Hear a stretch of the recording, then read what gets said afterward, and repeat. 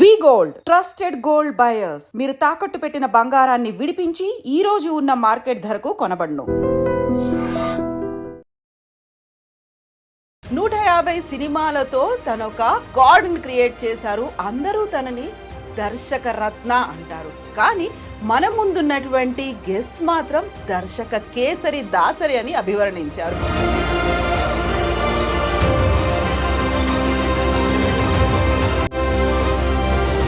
పంక్చువల్గా మేము 11 o'clock interview start చేయాలి అంటే డాట్ 11 o'clock ఉన్నారు. ఏంటి ఇంత పంక్చువల్గా ఎప్పుడు ఉంటారా? అర్ధరాత్రి 12 గంటలకు రమ్మన్నా కూడా 11:59కి ఉంటుంది. ఎలా అలవాటైంది? మా గురువు గారు అంత యాక్టివ్గా ఉండడానికి, అలసట అనేది వచ్చినప్పటికీ దాన్ని ఓవర్కమ్ అయ్యి అంత ఎనర్జెటిక్గా ఉండడానికి ఏం తినేవాళ్ళు? ఇన్సర్ట్ తినేవాళ్ళు. అంతే, అదే ఆహారం. అదే ఆహారం. ఎందుకంటే స్క్రీన్ ప్లేని, డైలాగ్స్ ని అప్పటికప్పుడు మార్చుకునేవాళ్ళ? లేదు ఇదే ఫిక్స్ ఇలాగే వెళ్ళి 12 గంటల వరకు రామారావు గారిని అందరినీ అక్కడ కూర్చోబెట్టారంటే దాన్ని బట్టి దాసనారాయణ ద్వారా ఏంటో తెలుసుకోవచ్చు. అండ్ అక్కడ రాస్తూ కూర్చున్నారు. చాలా మంది ఈగోని ఫీల్ అయ్యారు. రంగూన్ రౌడీకి సంబంధించి అవును, ఏంటది యాక్చువల్గా 96 hours నాన్ స్టాప్ వర్క్ చేయడం ఎందుకు చేయాల్సి వచ్చిందంటేనండి, షిప్ పర్మిషన్ మాకు దొరికింది కాదండి. షిప్ ఒరిజినల్గా చేసేవాడు. ఏ దేశం నుంచి అయినా వచ్చి ఇక్కడ పోర్టులో ఉందంటే మాకు అప్పుడు మాకు 4 రోజులు 3 రోజులు 4 రోజులు దొరికింది.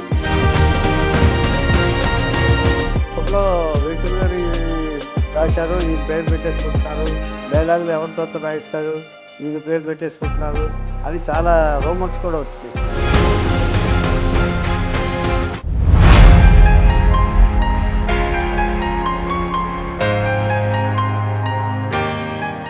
నమస్తే, నేను Kavitha. Welcome to iDreams. Very special programme తెర వెనుక కథలు. 150 సినిమాలతో తనొక రికార్డుని క్రియేట్ చేశారు. అందరూ తనని దర్శక రత్న అంటారు. కానీ మన ముందున్నటువంటి గెస్ట్ మాత్రం దర్శక కేసరి దాసరి అని అభివర్ణించారు. నిజంగా దర్శక రత్నకి దర్శక కేసరికి ఉన్నటువంటి తేడా ఏంటి? ఎందుకని అంతకు మించి ఆయన అని దాసరి నారాయణరావు గారి గురించి భావించారు. మనతో పాటుగా ఉన్నారు నందం హరిశ్చంద్రరావు గారు. సార్ నమస్తే. నమస్కారం. ఎలా ఉన్నారు మీరు? బాగున్నానమ్మా, థ్యాంక్ యూ వెరీ మచ్. మీరు పంక్చువల్గా మేము 11 o'clock ఇంటర్వ్యూ స్టార్ట్ చేయాలి అంటే డాట్ 11 o'clock ఉన్నారు. ఏంటి ఇంత పంక్చువల్గా ఎప్పుడు ఉంటారా? ఎప్పుడు ఉంటానండి, ఎప్పుడు ఉంటాను. అర్ధరాత్రి 12 గంటలకు రమ్మన్నా కూడా 11:59కి ఉంటాను నేను. ఎలా అలవాటైంది మీకు? మా గురువు గారి వల్ల. ఓ, వర్క్ మ్యాన్షిప్, ఆ సిన్సియారిటీ, ఆనెస్టీ మొత్తం. అంటే గురువుగారి వల్ల అంటే గురువుగారి వల్ల అందరూ నేర్చుకుంటారంటే అది లేదమ్మా. ఎంచేతంటే అది మన యాటిట్యూడ్ని బట్టి, మనం నేర్చుకునే విధానాన్ని బట్టి, మనం ఎలా తీసుకుంటాం అనే దాన్ని బట్టి ఉంటుందమ్మా. అందుకని నేను గురువుగారి దగ్గర సిన్సియర్గా విద్యకు నేర్చుకున్నాను. ఆశ్రమవాసిలాగా నేర్చుకున్నాను. అంటే బ్రతుకు తెరువు కోసం, లేకపోతే బ్రతకాలను, లేకపోతే క్రేజీ కోసం, ఈ సినిమా క్రేజీ ఉంటుందనో నేను చేరలేదు ఆయన దగ్గర. సిన్సియర్గా దర్శకత, క్రియేటివిటీ అంటే ఏంటని నేర్చుకోవాలని ఆయన దగ్గర చేరాను. దాన్ని కొంతవరకు ఒక అణుమాత్రమైన సాధించగలిగాను. ఇప్పుడు గురువు గారి దగ్గర, దాసరి నారాయణరావు గారి దగ్గర 12 మంది ఉండేవాళ్ళే కదా? 12 మంది కాదండి. ఎంతమంది ఉన్నారు మొత్తం? దాదాపుగా 75 మంది ఉన్నారు. ఓకే. ఆ టీంలో మీరు ఆయన ఏవైతే ఫాలో అయ్యారో వాటన్నిటిని ఇంత టంచనగా పునికి పుచ్చుకోవడం అంటే, మీరు ఒక మిగతా వాళ్ళందరికంటే దాసరికి ఇష్టమైనటువంటి ప్రియ శిష్యుడు అంటే ఎందుకు? ఆ కారణం అసలు ఏం జరిగింది? ఎందుకంటే వర్క్ పని చేసే వాళ్ళని ఆయన గుర్తిస్తారమ్మా. ఇంచేతంటే ఎవరెవరు పని చేస్తారన్నది ఆయన దగ్గర అబ్జర్వేషన్ ఉంటుంది. సెట్లో డైరెక్షన్ చేసేటప్పుడు ఎవరెవరు ఎలా పని చేస్తున్నారు అనేది అబ్జర్వ్ చేస్తారు. రాసుకోకపోయేవాళ్ళు, ఇక్కడ ఎక్కించుకునేవాళ్ళు. ఆయన చూస్తే ఇలా ఉంటారు. డైరెక్ట్ స్టార్ట్ అంటారు, లేకపోతే కట్ అంటారు, లేకపోతే యాక్షన్ అంటారు కదా. వాళ్ళు చూస్తున్నప్పుడు అన్ని శాఖలు, 24 శాఖలకి ఆయన కృతి భర్తే కదా. ఆయన 24 శాఖలకి ఆయన హెడ్ కదా. అంచేత తన దగ్గర పనిచేసే వాళ్ళు ఎలా పనిచేస్తున్నారు అనేది అబ్జర్వ్ చేసేవాడు ఆయన. సో అందులో ఒక రేలగనేశ్వరరావుని, నన్ను, ఇంకొక 2-3 అలాగా ఆయన మైండ్లో పెట్టుకున్నారు ఆయన. ఓహో, వీళ్ళిద్దరూ ఎంత పని చెప్తే అంత పని చేస్తారు, సిన్సియర్గా చేస్తారు, వీళ్ళకి ఏ పైన అప్పచెప్పచ్చు అని అప్పుడు డిసైడ్ చేసుకుంటారు ఆయన. సిట్లో పనిచేసేటప్పుడే వీళ్ళని నమ్మి ఎంత పైన అప్పచెప్పొచ్చు అని. సో అలాగా మేము అలా నేర్చుకున్నాం, ఆయన దగ్గర అలాగే ఉన్నాం. అది మేము బయటకు వచ్చిన తర్వాత కూడా అది పాటించాలని అనుకున్నాం, అలాగే పాటించాం మేము డైరెక్టర్ అయినా కూడా. అయితే ఇప్పుడు ఆయన టీం మెంబర్స్గా ఆయనతో మీరు జర్నీ చేస్తున్న వాళ్ళుగా మీరు ఫాలో అవ్వచ్చేమో, but whole team, entire team, అక్కడ హీరోలు హీరోయిన్లు ఉంటారు, డాన్సర్లు, వీళ్ళందరూ కూడా పంక్చువాలిటీ అనేది మెయింటైన్ చేయాలి. అంటే ఏం చెప్పారు వినాలి. అంటే నాయకుడు ఎప్పుడైతే స్ట్రిక్ట్గా ఉంటాడో ఫాలోయర్స్ కూడా అలాగే ఫాలో అవుతారమ్మా. అలాగే ఈయన పనిచేసేవారు మా నుంచి అలా ఎక్స్పెక్ట్ చేసేవారు. ఈయన పని చేయకపోతే మేము చెయ్యం. సాయంత్రం 6 అయిపోయిన తర్వాత గబుక్కుని మందు బాటిల్స్ ఇది పెట్టుకున్నారనుకోండి సపోజు, మాకు అది అలవాటు అవుతుంది, మేము పక్క గదిలో పెడతాం. ఆయన రాగానే స్నానం చేసి వచ్చి సిట్టింగ్ అనేవారు ఆయన, స్టోరీ డిస్కషన్. 4 యూనిట్స్ ఉండే వెయిట్ చేసేవాళ్ళం ఎప్పుడు. నేనైతే తెల్లవారుజాము 3ంటికి వెళ్ళి మళ్ళీ 5ంటికి ఇంటికి వచ్చేవాడిని. అంటే మెడ్రాస్లో ఆయన ఇల్లు బజుల్లా రోడ్డు. నిద్ర ఎప్పుడు ఉండేది? నిద్ర ఏం లేదమ్మా. ఇక మేమేం చేస్తామంటే కారులో వెళ్ళేటప్పుడు ఒక అరగంట జర్నీ ఉంటుంది కదా, అక్కడ కునికి వేసేవాళ్ళం. అలసట ఉండకపోయేదా? అలసట ఉన్నా కూడా ఇక లెక్క చేసేవాళ్ళం కాదండి. అక్కడ పెద్ద ఆయన చేస్తున్నాడు, అలాగే ఉన్నాడు, ఆయన అలాగే చేస్తారు. మీరు నమ్మరు, తెల్లవారులు షూటింగ్ చేసిన తర్వాత ఒకసారి మేము హైదరాబాద్ నుంచి విజయవాడ బయలుదేరామండి. మాకేమో తెల్లవారు షూటింగ్ చేసాం కదా, అలిస్తూ కళ్ళు ఇలా ఇలా పడుతున్నామండి. నేను ఆయన మధ్యలో అబ్జర్వ్ చేశానండి, ఈ కళ్ళజోళ్ళని చూస్తే కన్ను ఇలా తెరిచే ఉంది. He never slept. జనరల్గా ఈ గాలికి ఏసీ కారుకి నిద్ర వచ్చేస్తుందండి ఎవరికైనా సరే, కామన్గా ఆలోచిస్తే నిద్ర వచ్చేస్తుంది. ఆయన నిద్రపోలేదండి. సో అదొకటి నేను ఇలాంటివి అబ్జర్వ్ చేసేవాడిని. ఆయన ఎలా ఉండగలుగుతున్నారు ఈయన ఇవన్నీ అబ్జర్వ్ చేసి మేము అది అలవాటు చేసుకున్నాం. అంత యాక్టివ్గా ఉండడానికి, అలసట అనేది వచ్చినప్పటికీ దాన్ని ఓవర్కమ్ అయ్యి అంత ఎనర్జెటిక్గా ఉండడానికి ఏం తినేవాళ్ళు? సిన్సియారిటీ. తింటాం కాదండి, సిన్సియారిటీ తినేవాళ్ళు అంతే. అదే ఆహారం, అదే ఆహారం. ఏంటంటే పని చేసేవాడికి ఎప్పుడు కూడా బద్ధకం అనేది స్టార్ట్ అయిందంటే ఇక పని చేయలేడు, లేకపోతే అన్ని సినిమాలు చేయలేరు ఆయన.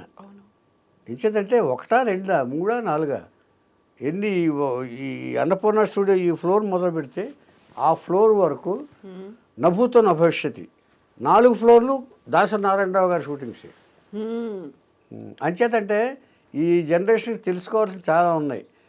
ఇప్పుడు అలా ఉందా అంటే నమ్మశక్యం కాదు, అసలు ఉండదు కూడాను. ఏం చేస్తే వాళ్ళ మేకింగ్ సినిమా తీయటమే అంతే తప్ప దాంట్లో ఇన్వాల్వ్ అయ్యి చేసేవాళ్ళని. ఇప్పుడు ఆయన చెప్పేవాడు ఎవరో మన రైటర్ రాసింది తీయటం, రైటర్ పని రైటర్ చేస్తాడు, కెమెరామెన్ చేస్తాడు, లేకపోతే ఇంకొకరి పని ఇంకొకరు చేస్తాడు. ఇక స్టార్ట్ కట్ చేస్తే చెప్తే చాలు అనే డైరెక్టర్స్ చాలామంది ఉన్నారు. అందులో ప్రొడ్యూసర్స్ ఇన్వాల్వ్మెంట్ ఉండదు.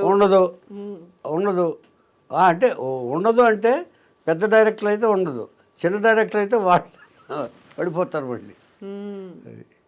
సో మొత్తం ఒక కలెక్టివ్ రెస్పాన్సిబిలిటీ అనేది ఉండాలి కదా. సో ఒక సినిమాని తీస్తున్నా అంటే కలెక్టివ్ రెస్పాన్సిబిలిటీ ఉండాలంటే చెప్పాను నేను చెప్పినట్టు నాయకుడిని బట్టే ఉంటుంది ఫాలోయర్ని. ఇప్పుడు ఇప్పుడు మీరేం చెప్పారు, ఐ డ్రీమ్ ఆయనకి అన్ని జోనర్స్ చేయాలి, ఏదో ఓవర్ నైట్ సంపాదించాలని లేదు, ఒక ఎథిక్స్ తోటి ఆయన ఛానల్ పెట్టారు, దాని ప్రకారం ఫాలో అవుతున్నారని చెప్పారా లేదా? ఎందుకని మిగతా వాళ్ళలాగా ఎందుకని ఈయన అంత ఓహో అని ఇదవ్వలేదు, ఛానల్స్ పెట్టలేదు? ఒక ఎథిక్స్ మీద రన్ అవుతున్నారు కాబట్టి, నీతి మీద రన్ అవుతున్నారు కాబట్టి స్టిల్ హీఈస్ ఫాలోయింగ్. ఇది కూడా ఉదాహరణ తీసుకోవచ్చు మీ ఐ డ్రీమ్ది. ఇప్పుడు నేను ఒక క్వశ్చన్ వేసాను మీకు, ఈ పక్క ఛానల్ వాళ్ళు ఇలా డెవలప్ అయ్యారంటే నేను ఇలా ఇంటర్వ్యూ ఇచ్చానని చెప్పి మీకు చెప్పాను నేను. ఆయన అంతా టాప్లోకి వెళ్ళిపోయారు, మరి ఐ డ్రీమ్ దానికంటే ముందు అంటున్నారు, ఎందుకు డెవలప్ లేదంటే మీరు చెప్పారు నాకు. అన్ని జానర్స్ మేము థంబ్నెయిల్స్ ఇవి పెట్టి చేయట్లేదు. నేను థంబ్నెయిల్స్ గురించి ఒకసారి మహాఛానల్కి చెప్పానండి ఇంటర్వ్యూకి. థంబ్నెయిల్ చండాలంగా పెడుతున్నారు, వాళ్ళు ఆలోచించాలి, ఇంటికి వెళ్ళాక ఆలోచించుకోవాలి.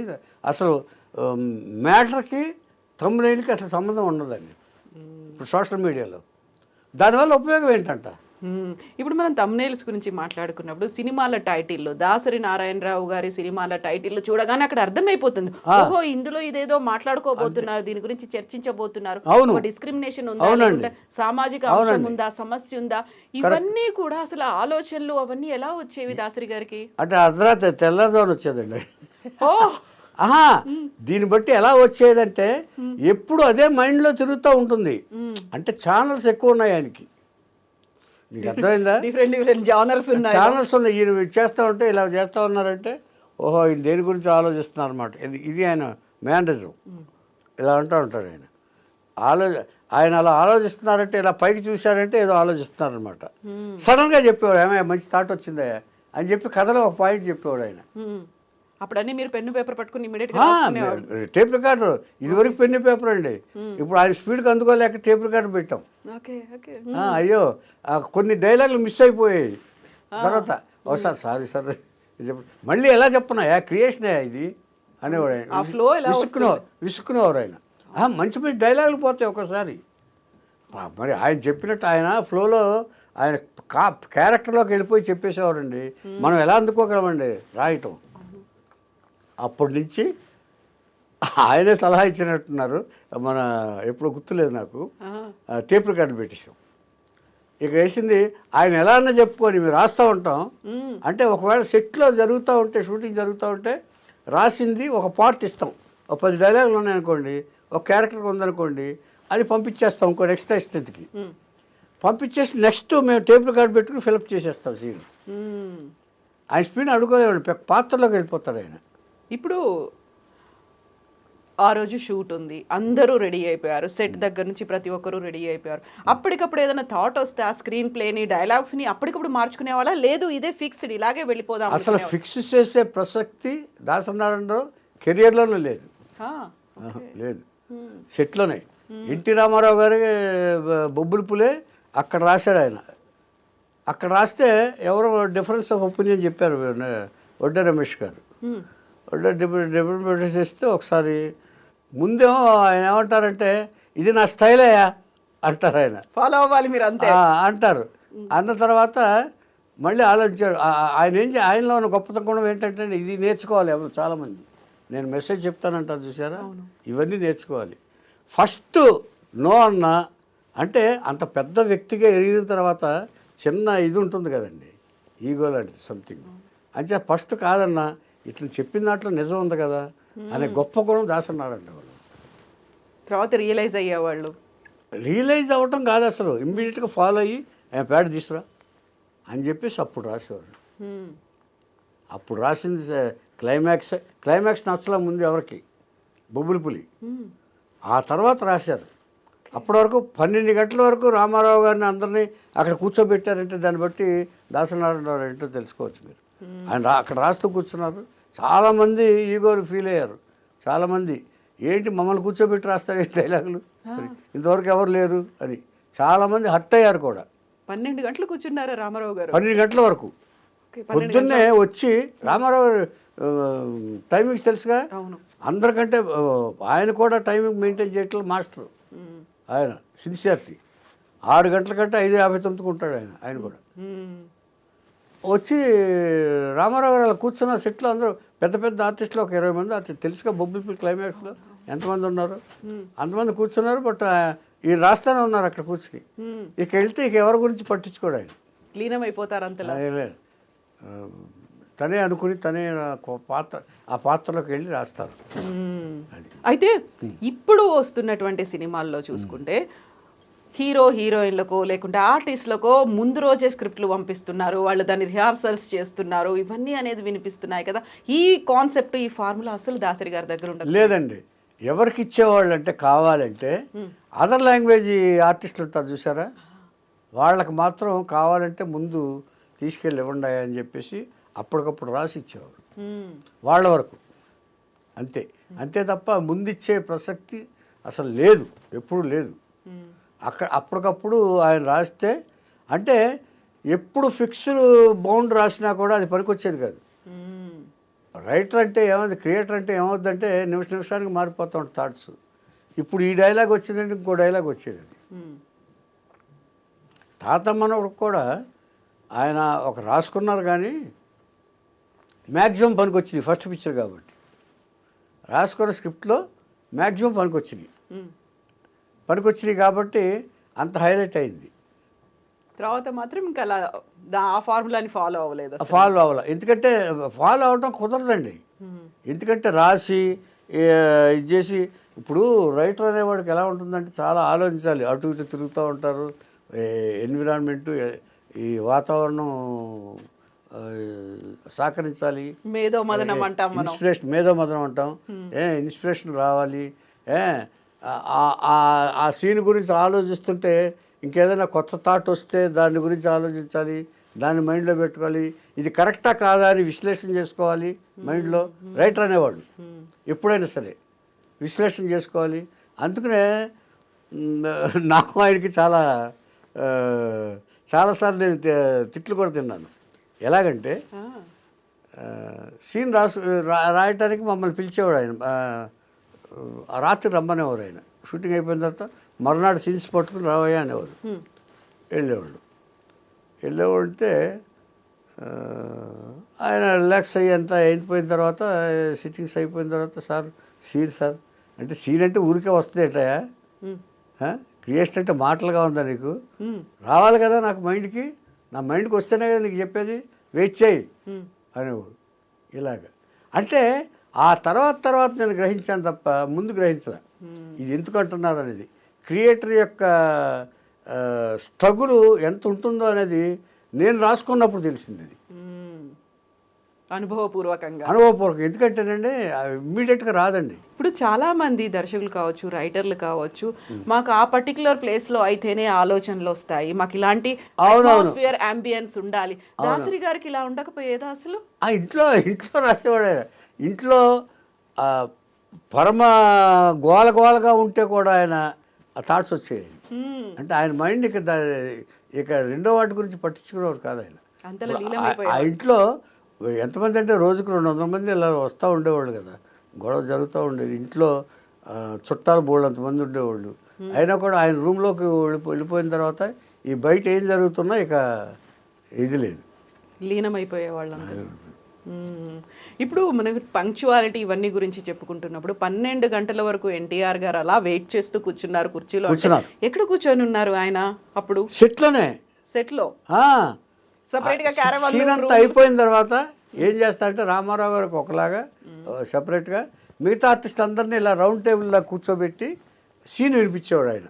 ముందు సీన్ అర్థం కావాలి అందరికీ, అంటే ప్రతి క్యారెక్టర్ సీన్ అర్థం కావాలని ఆయన అభిప్రాయం.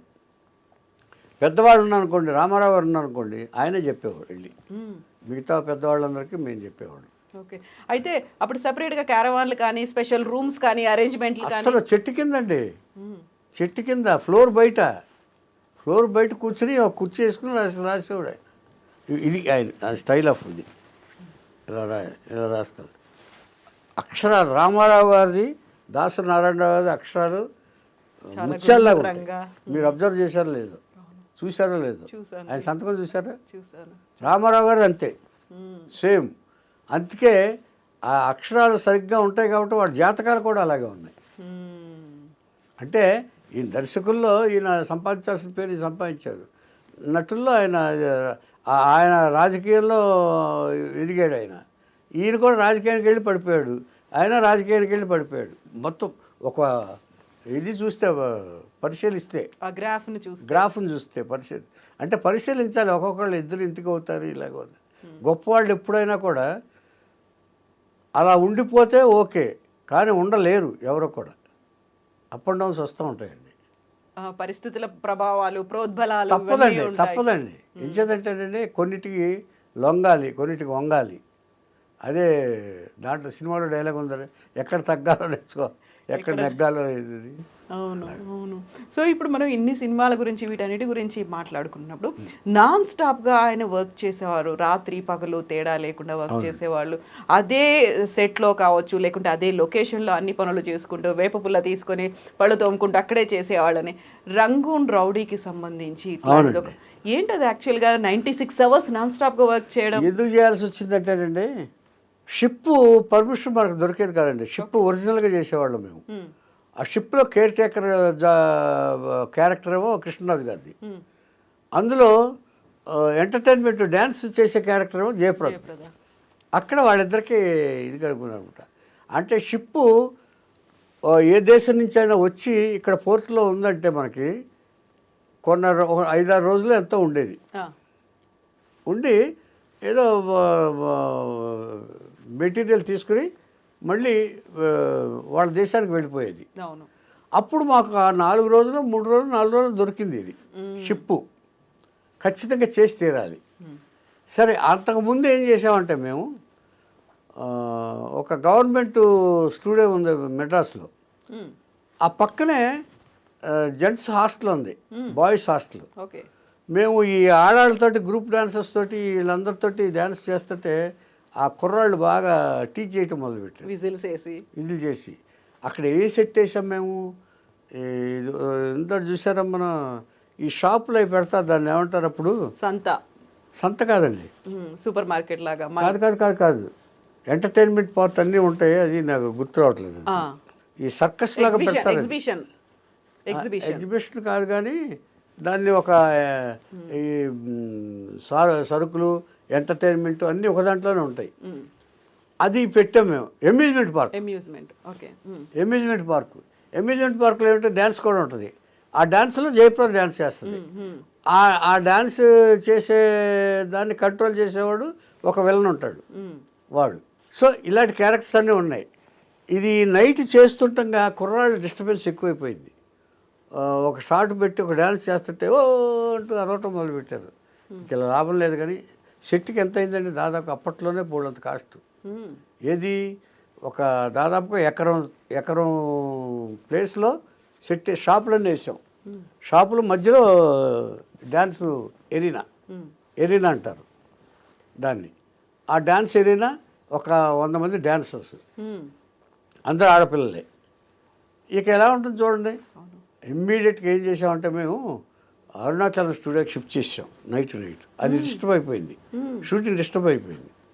ఇక చేయలేకపోయేటప్పుడు అంటే ఆ వేళ ఇది ఎలా సాధ్యం అవుద్ది అనుకునే ప్రశ్న వేసుకోలేదండి మేము ఎప్పుడు. దాన్ని మళ్ళీ పోస్ట్పోన్ చేసుకోవడం. ఇంత పెద్ద సెట్ కదా, బాహుబలి లాంటి సెట్ ఆ రోజుకి. అది అంటే ఒక 50 షాపులండి ఎరెక్ట్ చేయటం అంటే ఎంత ఇది అట్మాస్ఫియర్ క్రియేట్ చేయటం అంటే ఎంత. అమ్యూజ్మెంట్ పార్క్ మన బయట ఎగ్జిబిషన్స్కి వెళ్తాం చూసారా, అలాగే అంత అట్మాస్ఫియర్ క్రియేట్ చేయాలి. ఆ సెట్ మొత్తాన్ని పీకేసాం రాత్రి అప్పటికప్పుడు. పీకేసి తీసుకెళ్ళి అరుణాచలం స్టూడియోలో వేసేసాం. సో అది ఫినిష్ చేయాల్సి వచ్చింది. ఏం చేద్దంటే ఆవిడ కాల్ షీట్లు అలాగే ఉన్నాయి. ఆవిడ నైట్ ఇక్కడ చేయాలి, పగలేమో షిప్లో చేయాలి. ఆవిడ డేట్స్ బాంబే మంచి ఇదిగా బిజీగా ఎవరు జయప్రద గారు. అందుకని ఏం చేసామంటే మేము పగలు అక్కడ చేసి నైట్ ఇక్కడికి వచ్చేవాడు. అలాగా దాదాపుగా అరుణాచలంకి వచ్చి పగలు అక్కడ చేసి అరుణాచలంలో రాత్రి షూట్ చేసేసి అక్కడ చెట్లు బాగా ఉండేవి, ఈ గానుగ పొలాలు ఇవన్నీ బాగా దొరికాయి. మొత్తం చింపేసి అలా పళ్ళు తోవేసుకుని అక్కడే వాటర్ ఉండేది అన్నీ చేసేసుకుని ఇక స్నానాలు లేవు, మొహం కడుక్కుని అలా ఒళ్ళు తుడిచేసుకుని వెళ్ళిపోయేవాడు. మళ్ళీ ఎక్కడికి షిప్కి వెళ్ళిపోయాడు. షిప్ సాయంత్రం వరకు చేసేవాళ్ళు. అలాగే 96 అవర్స్ చేసేవాళ్ళు non stop 96. It's a record. అంటే దర్శకుడు కూడా అలాగే చేశారు, మేమే కాదు. ఆయన చేస్తేనే కదా మేము చేసింది. ఆయన మాకంటే నైట్ అయ్యే కొద్దీ ఆయన ఇంకా హుషారుగా ఉండేవారు. ఆయన పాటే కదా మీరు చేసుకోండి అని డాన్స్ మాస్టర్లు కూడా అస్సలు ఆయన షాట్ కూడా ఆయనే చెప్పేవారు. ఇప్పుడు డ్యాన్స్ మాస్టర్కి వదిలేస్తారు షాట్లు, అలా కాదు. ఆయన గురువు గారు కంపోజిషన్ కూడా ఆయనే చేసుకునేవాడు. ఇంత ఎక్స్పీరియన్స్ ఉంది. ఇప్పుడు ఒకవైపు డైరెక్షన్ చేశారు, మరోవైపు ప్రొడ్యూసింగ్ చేశారు, స్క్రిప్ట్ రైట్ చేశారు, స్క్రీన్ ప్లేలు చేశారు, అన్ని పాటలు రాశారు, ఇవన్నీ కూడా ఇన్ని రకాలు. మళ్ళీ ఆయనలో నటుడు ఉన్నాడు. నటుడు అవ్వాలనే ఇక్కడ దాకా వచ్చారు. ఫిల్మ్ ఇండస్ట్రీకి వచ్చిందే నటుడు అవ్వాలి. చివరిగా నటన కూడా చేసి చూపించారని ఎట్లా బ్యాలెన్స్ చేసుకునేవాడు ఇన్ని రంగాలని? అసలు ఏమీ లేదండి, ఆయన అలా అంత కష్టంగా అనుకునేవాడు కాదు. ఆయన ఏ జాబ్లోకి వెళ్తే దాంట్లో ఇన్వాల్వ్ అయ్యి చేసేటివే. పరకాయ ప్రవేశం లాగా అందులోనే ఉండిపోవాలి. ఇప్పుడు మీరు ఈ స్టూడియోలు ఇక్కడ చేశారు, ఇంకో స్టూడియోకి వెళ్తారు, ఇది మర్చిపోయి అక్కడికి వెళ్ళిపోతారు, దాంట్లోకి వెళ్ళి ఇన్వాల్వ్ అయిపోతారు మీరు. అవును అవును. లేకపోతే మీరు నటిస్తున్నారు, ఇది అయిపోయింది, యాంకరింగ్ అయిపోయింది, అక్కడికి వెళ్ళారు, ఆ క్యారెక్టర్లోకి వెళ్ళిపోతారు, చేస్తారు, అయిపోయింది. ఇంకా అది అయిపోయిన తర్వాత ఇంకో జాబ్ ఏంటి నెక్స్ట్ అంటే మనం ఆలోచించి ప్లాన్ చేసుకోవాలి. కానీ ఇట్స్ వెరీ మచ్ ఈజీ అండి. కష్టపడేవాడికి, పని పట్ల శ్రద్ధ ఉన్నవాడికి, భక్తి కూడా ఉన్నవాడికి, భక్తి కూడా ఉండాలంట. అవును. తపస్సులాగా చేయాలంటండి ఏది చేసినా ఆయన చెప్పేవారు. అంచేత అర్ధరాత్రి అయినా కూడా ఆయన అంతే యాక్టివ్గా ఉండేవారు. ఇంకా మేము డల్ అయ్యేవాళ్ళం. అందుకే నేను అన్నాను. చాలామంది ఏంటంటే మీకు ఎలా వస్తుందండి, ఏముందయ్యా మనం వర్క్ పట్ల శ్రద్ధ వహిస్తే ఇవన్నీ నిద్రలు ఏం రావు, మన జోలికి రావు అనేవారు.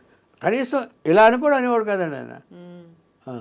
మేము అబ్జర్వ్ చేసాం, పర్టికులర్గా నేను అబ్జర్వ్ చేసేవాడిని. ఈయన ఎలా ఉండగలుగుతున్నారు, రీసెర్చ్ చేస్తారు చూసారా, అలాగా నేను చెప్పానే హైదరాబాద్ నుంచి విజయవాడ వెళ్ళేప్పుడు ఆ గాలికి కారులో వెళ్ళేటప్పుడు ఖచ్చితంగా కునికిలో పడతాం. నేను పడ్డాం, ఆయన పడల.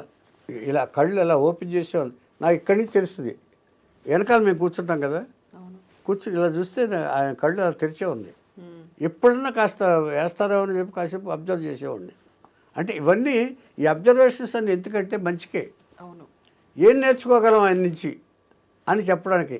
ఇలా నేర్చుకుంటే, ఇలాగ కనుక పని చేస్తే శ్రద్ధతోటి ఎవరైనా ఏమైనా చేయగలరు, సాధించగలరు అనేది ఒక అభిప్రాయం. ఇంత సిస్టమేటిక్గా ఉండడానికి, ఇంత టైం పంక్చువల్గా ఉండడానికి, డిసిప్లిన్ని ఇంత ఫాలో అవడానికి జీవన శైలి అనేది అలాగే ఉండాలి, ఆహారపు అలవాట్లు కూడా ఉండాలి. అసలు యాక్చువల్గా ఏం చేసేవాళ్ళు ఆ టైంలో? ఎక్సర్సైజ్లు కానీ, మిగతా యోగాలు, ఏమీ లేదు, ఫుడ్ ఏమి లేదు. ఈ వర్క్ హాలిక్ కదా, పని చేయటమే ఎక్సర్సైజ్. ఇప్పుడు బ్రెయిన్ వర్క్ పెడితేనండి దానంత ఇది అరిగిపోతుంది మొత్తం. అద్భుతాలు మీ బ్రెయిన్లో ఆలోచించండి, అసలు అద్భుతాలు. అవును, కరెక్టే. ఆయనకి ఇప్పుడు కూడా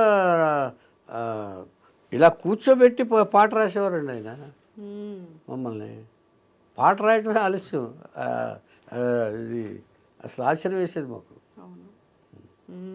అప్పట్లో వేటూరు గారు రాశారు, ఈయన పేరు పెట్టేసుకుంటున్నారు, డైలాగులు ఎవరితో రాయిస్తాడు, ఈయన పేరు పెట్టేసుకుంటున్నారు అని చాలా రూమర్స్ కూడా వచ్చినాయండి. గోస్ట్ రైటర్లు ఉన్నారు అని. గోస్ట్ రైటర్లు దేనికి ఉన్నారు? డిస్కషన్కి ఉండేవాళ్ళు. డిస్కషన్కి ఎందుకంటే ఆయన ఏదన్నా పాయింట్ చెప్తే ఇది బాగోలేదని చెప్పడానికి, కాంట్రడిక్ట్ చేయడానికి కావాలి రైటర్స్. ఇప్పుడు నేను ఒక్కడనే కూర్చొని నేను చెప్పిందే వేదం అనుకుంటే ఏ కథ మంచిగా రాదండి. ప్రేక్షకుల అభిప్రాయాలు కూడా ఎదురుబడి రూపంలో వచ్చాయి. పెంచాలి. ఇప్పుడు మేము కానీ మమ్మల్ని అడగమనేవారైనా ఎలా ఉంది కదా సార్, ఇది ఫస్ట్ బాగుంది అనేసేవాళ్ళు. దీంట్లో విశేషమైన తెలుసా, ఎవరు చెప్పినా సరే బాగుంది అనేసేవాళ్ళం. ఎందుకంటే ముందు బాగుందంటే ఆయనకి తెలుసు లోపాలు ఏమున్నాయో, ఏదో మిస్ అవుతుంది, లాజిక్ ఎక్కడో లేదు, ఆయనకి తెలిసి అడుగుతాడు ఆయన. తెలిసి మనల్ని అడుగుతారు మన చేత చెప్పించడానికి. అంటే బయటకు వచ్చాం, అవునా ఇందులో ఇంత లోపం ఉంది కదా, మనం ఇంటి ఓకే అనేసాం, మళ్ళీ వచ్చేవాళ్ళు. ఇలా చూస్తే ఆయనకు అర్థమైపోయింది, ఏంటయ్యా అనేవారు ఆయన. భయపడి చెప్పకపోయేవాళ్ళ, ఏంటి ధైర్యం చేయకపోయేవాళ్ళ? కాదు ఇమ్మీడియట్గా ఏ సెలబ్రిటీకైనా చెప్తేనండి ఇమ్మీడియట్గా హర్ట్ అవుతారు. అంచేత భయపడి చెప్పడం కాదు అది. ఏ విషయమైనా సరే కొంచెం ఒక నిమిషం ఆలోచించి చెప్పాలి. అది ముందు ఓకే సార్ అని చెప్పేసి బయటకు వచ్చేసి అప్పుడు అంటే ఎందుకు బాగోలేదని చెప్పగలిగి ఉండాలిగా, అది మాకు తెలిసి ఉండాలిగా ముందు. అంటే కన్విన్సింగ్గా ఉండాలి కదా. అప్పుడు నేను ఎందుకు బాగోలేదు అప్పుడు నేను ఏదో చెప్పాను, బాగోలేదండి, ఏం బాగోలేదు అంటాం, ఏం చెప్తాం, బ్లాంక్. ఎందుకు బాగలేదో చెప్పాలిగా. అప్పుడు బయటకు వచ్చి విశ్లేషణ చేసుకుని అప్పుడు చెప్పేవాళ్ళం. అప్పుడు దాని నుంచి ఇంకోటి చెప్పేవాడు ఆయన. అసలు ఇట్స్ ఎ గ్రేట్ ఎక్స్పీరియన్స్ అండి. అంటే ఇంకా డైరెక్షన్ డిపార్ట్మెంట్లో కానీ ఏ డైరెక్టర్ దగ్గర కానీ, అంటే ఇంక్లూడింగ్ టాప్ మోస్ట్ డైరెక్టర్స్ దగ్గర కానీ ఈ ఎక్స్పీరియన్స్ రాదు అని నా పర్సనల్ అభిప్రాయం. అంటే ఆయన శిష్యుడు కాబట్టి చెప్తున్నానని మాత్రం అనుకోవద్దు, ఇది జగమెరిగిన సత్యం. అంటే all producers have been experienced with him. What is he, what he will do any time అనేది అందరికీ తెలుసు.